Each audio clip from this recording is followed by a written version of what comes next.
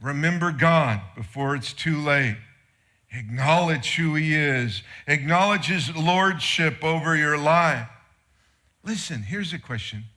After all that Solomon is and has done, after all of the wisdom that he's searched out, that he's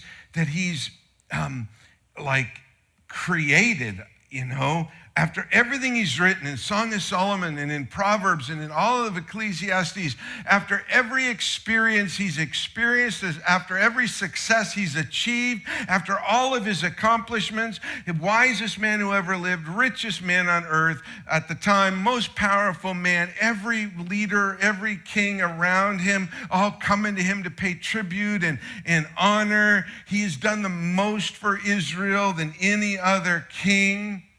He's done everything possible under the sun. Is it possible for a man, after doing all that, for him to condense his lessons in life to such a simple statement as remember God? Certainly, Solomon, you have to have more philosophy than that. Certainly, Solomon, you have to have more ideas, a broader view about life. How in the world, after all you've done, all you've accomplished, all that you are, your position and your possessions and your successes and your achievements, are you telling me that your final words of wisdom are remember God? Yeah, he is. Listen. It's the young people that have all the ideas, right? When Solomon's done with his life, he says this, remember God before it's too late. Right? That's what we want to hear. We want to know, what does the wisest man in the world say when it's all over? This is exactly why he's saying it. Why? Here's why.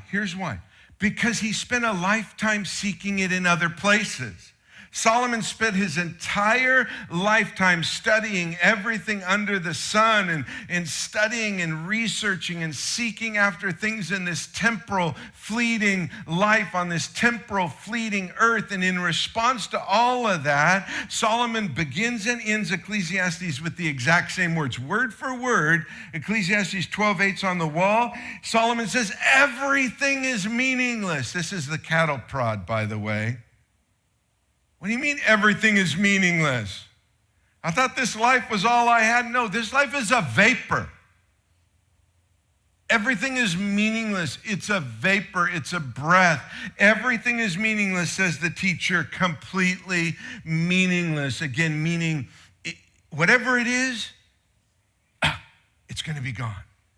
Good, bad, indifferent, whatever it is, it's a vapor. This life is a vapor. That's what he wrote in chapter 1, verse 2 as he began the book, exact same words, word for word.